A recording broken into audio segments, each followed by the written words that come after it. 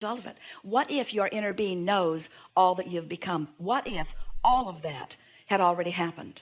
What if what you're calling now, as you think about the past, and then the present, what if it's all old news? And what if this vortex, which is present tense by our standard, what if everything that you've been asking for is present tense? What if it's all present? What if your friend's desire to communicate with you was present tense always? And what if your desire to communicate was present tense? What if you were so connected to your vortex that it was all present tense, and then you get into the receiving mode where what is present tense can come into your world that you think is present? Getting a little whiff of that?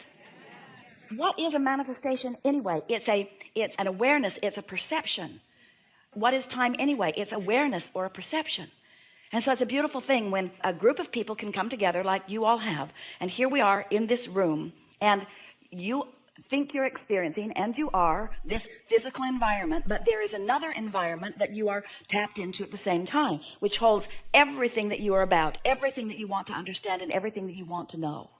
And as we visit with you about things that at many levels of your being you already know, and as we sort of cajole you and kid you and play with you and reach you through the things that Esther finds words to say that we mean, as you little by little, even in the framework of a morning like this, find vibrational alignment with who you really are, now you're ready for more of that, what you want to call divine timing, where you're just in the receptive mode.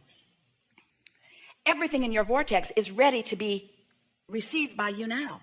There's not this holding pattern ready to be revealed. The reveal button is on. We're all up here. Reveal it all. Give it all to him. Give him all that he can receive. All that he can receive. All that he's vibrationally ready for.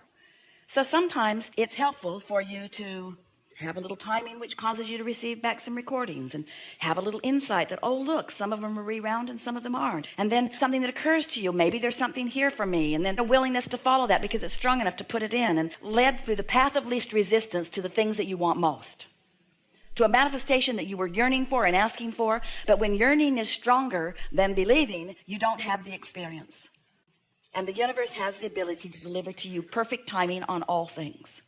So we're not asking you to get into the revelation mode. We're asking you to get into the receiving mode.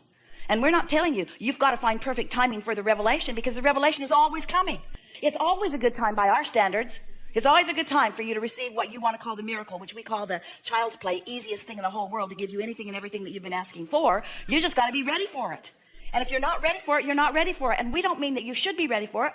We don't mean that at all. We don't mean you need to get ready. We just mean you don't want to receive things that you're not ready for. You know what happens when you receive something you're not ready for?